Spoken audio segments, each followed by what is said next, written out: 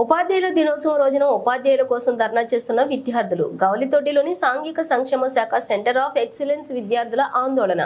IIT NEET పాత faculty కావాలని రోడ్డుపై ధర్నా చేస్తున్న విద్యార్థులు.